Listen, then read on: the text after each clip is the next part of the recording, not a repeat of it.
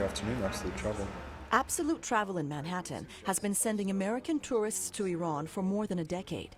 In part, says company president Ken Fish, because he was able to find a tour operator in Tehran to manage things on the Iran side. When I selected the company that I chose to do business with, I contacted them and asked them to meet me. And on a handshake, I said, we're going to be doing business together. And 11 years down the road, we're still doing business together. Travel and tourism activities are officially exempt from U.S. sanctions, but the sanctions do prevent American travel companies from sending money directly to their partners in Iran. Those wire transfers have to be cleared first through the Federal Reserve Bank of New York, which takes time and is limited to $10,000 per transaction. So business people like Ken Fish find other ways. That's really not a problem. We're not dealing with banks in Iran, but they always have overseas banks, whether they're in Europe or Dubai or some other venue. You can have surround sound in here. The banks do charge transfer fees, however, which can cut the profit margin for tour operators, like this one seen in home video.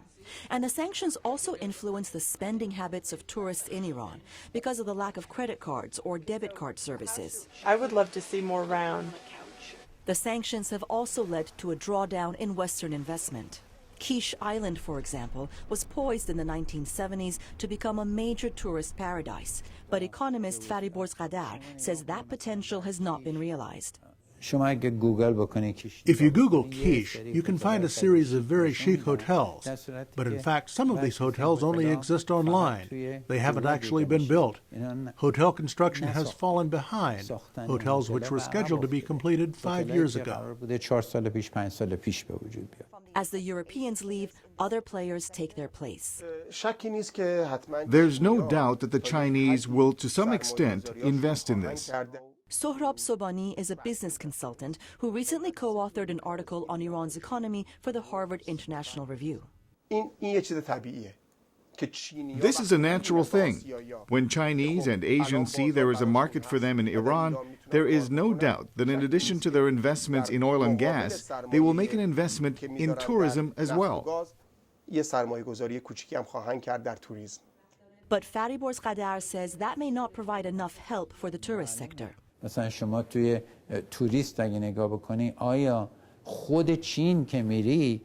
When you go to China in Beijing and Shanghai, you see that their hotels are all Western brand. The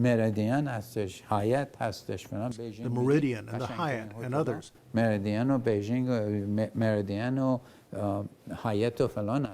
If the firms doing business in China are Western, do you really want to import Chinese know-how into Iran?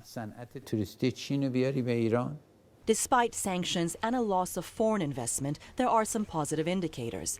Domestic investment in Iran's hospitality sector is said to have nearly doubled in 5 years, with about 500 small hotels being built across the country. Nearly 2% of the Iranian workforce is now in the tourism industry. Most of those jobs were created in just the past decade, and much of the future growth in tourism will come from the private sector. Mona Rabi, VOA News, Washington.